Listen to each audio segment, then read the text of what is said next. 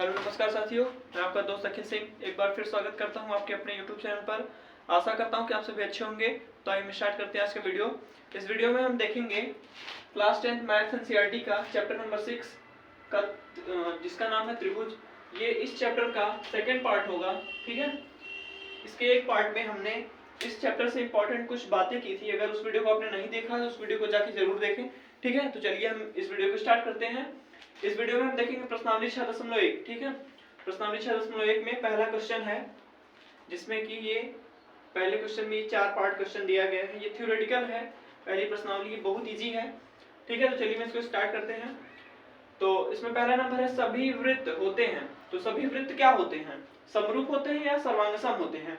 तो अगर इसके पहले वीडियो में हमने बताया समरूप क्या होता है, सर्वांगसम क्या होता है, ठीक है। अगर उस वीडियो को आपने नहीं देखा है तो उस वीडियो को जाके जरूर देखें, ठीक है।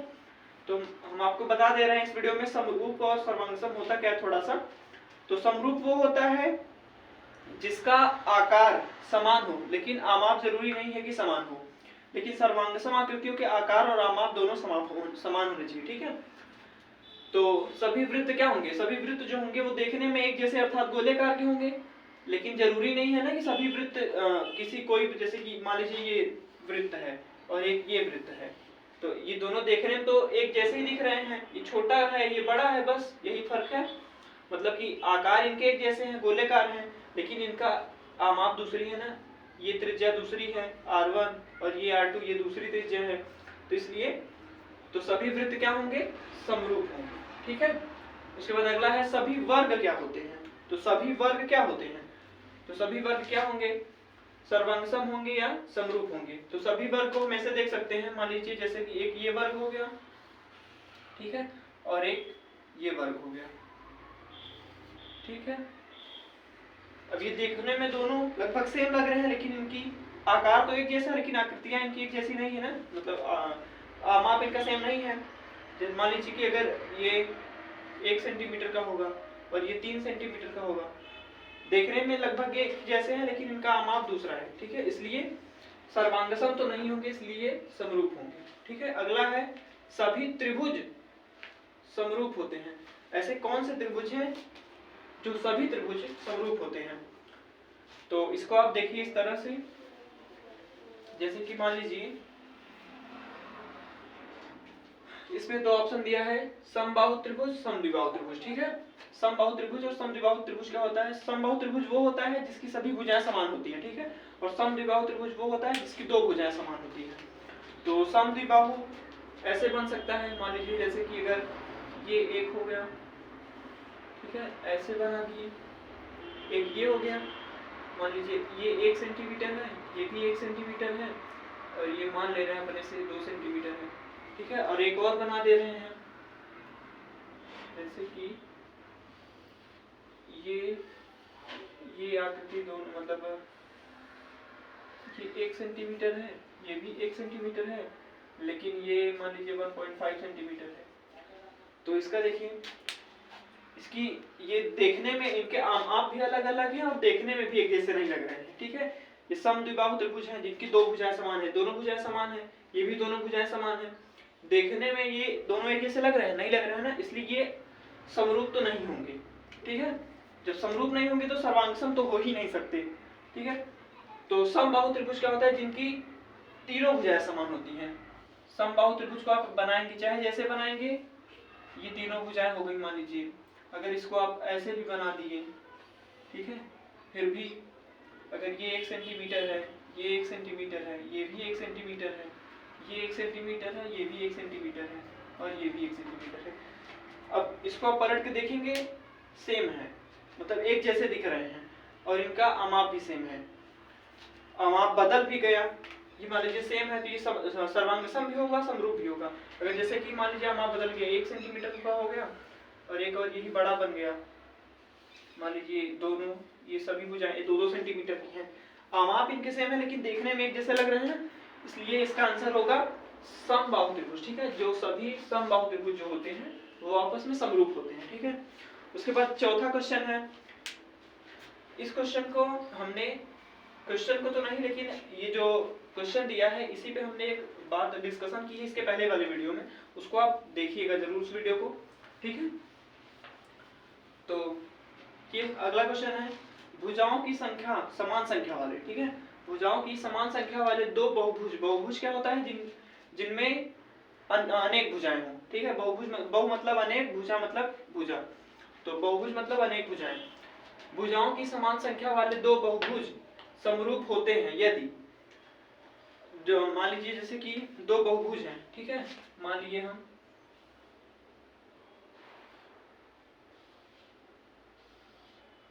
ये ऐसे हमने बना दिया,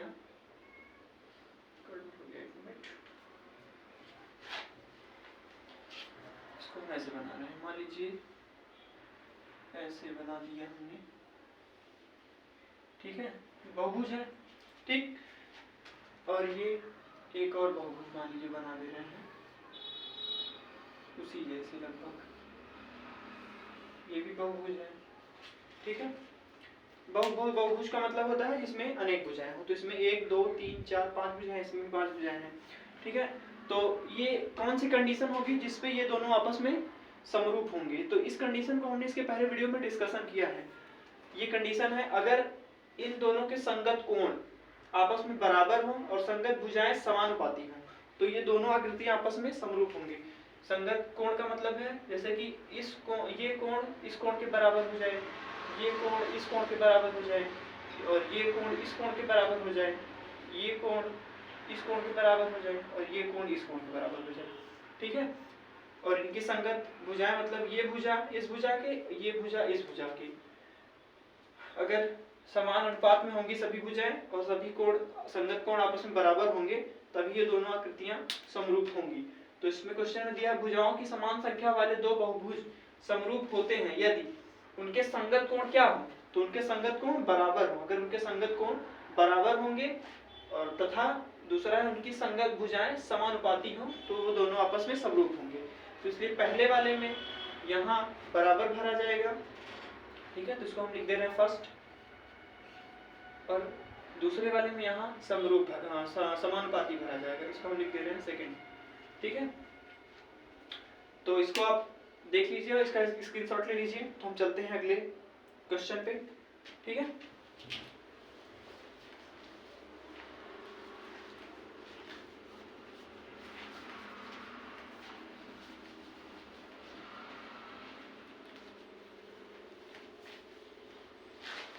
चलिए देखते हैं अगला क्वेश्चन हमारा क्या है, second number question, question number 2, ठीक, तो क्वेश्चन नंबर 2 हमारा है दिया है कि निम्नलिखित युग्मों के दो भिन्न भिन्न उदाहरण देना है, तो और इसमें पहला है समरूप आकृतियां, ठीक है, समरूप आकृतियां, समरूप आकृतियां, समरूप आकृतियों के दो भिन्न भिन्न उदाहरण दे रहे हैं। तो समरूप आकृतियां क्या होती है, इसके भिन्न भिन्न उदाहरण क्या दे सकते हैं, जैसे कि हम दे देंगे पहला, मान लीजिए जैसे कि दो वृत्त हो गए, एक ये वृत्त हो गया और एक ये मान लीजिए छोटा वृत्त हो गया, ठीक है, सॉरी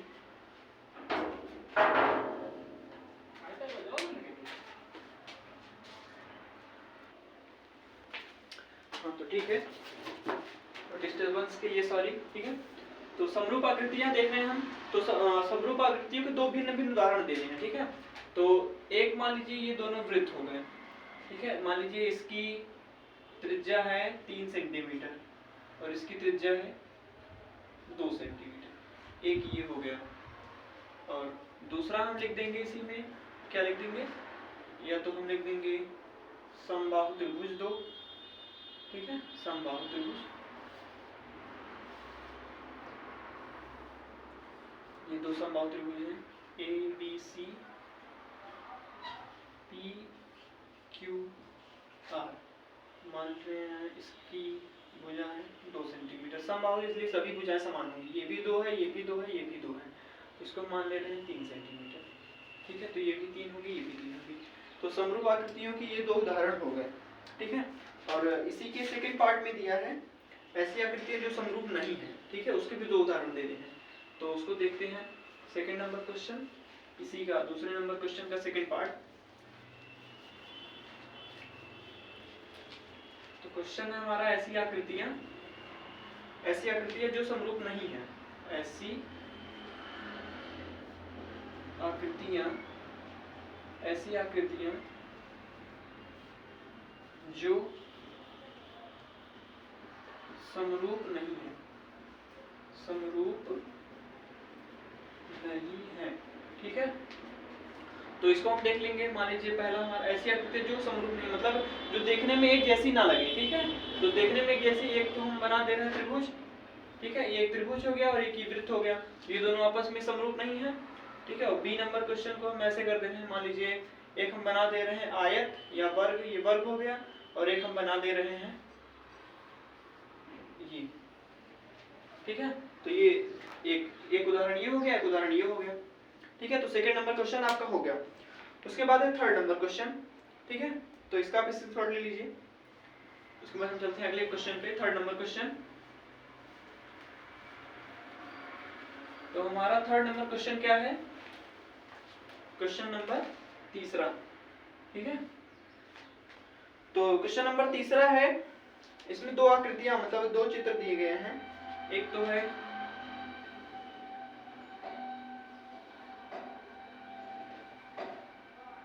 ठीक है ऐसे दिया है, और एक है ऐसे। इस क्वेश्चन को आप अपने से भी कर सकते हैं, क्योंकि हमने इसको बताया हुआ है, इससे रिलेटेड पॉइंट। ठीक है, और ये है PQRS, PQRS। एक ये है, और दिया है ABCD,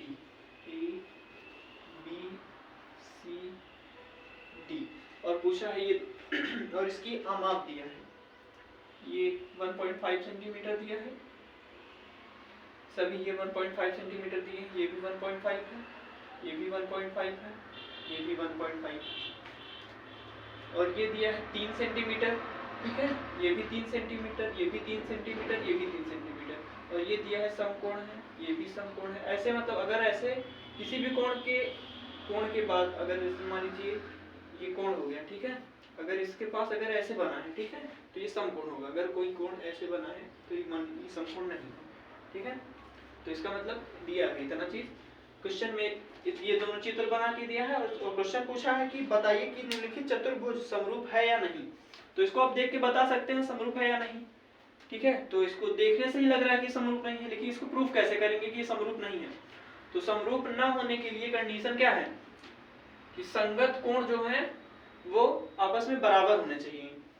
तो इसको हम लिख देंगे कोण P not is equal to कोण A, कॉमा कोण Q not is equal to कोण B, ऐसे ही कोण R not is equal to कोण C, एंड कोण S not is equal to कोण D। इतना लिख देंगे। उसके बाद लिख देंगे अतः, या लिख देंगे अतः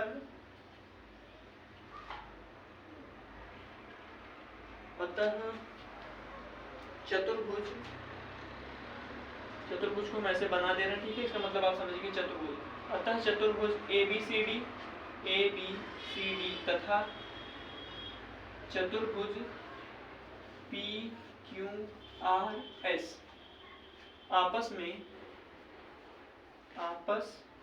में समरूप नहीं है। ठीक है, समरूप नहीं है। बस इतना अगर आप लिख देंगे तो आपका ये क्वेश्चन सही हो जाएगा। ठीक है, तो ये आपका आखिरी क्वेश्चन था इस प्रश्नावली का। ये प्रश्नावली खत्म होती है। ठीक है, तो मिलते हैं हम नेक्स्ट वीडियो में। अगर वीडियो अच्छी लगी हो तो वीडियो को लाइक करें, अपने दोस्तों के साथ शेयर करें। चैनल पर नए हो तो चैनल को सब्सक्राइब कर लें। Thanks for watching.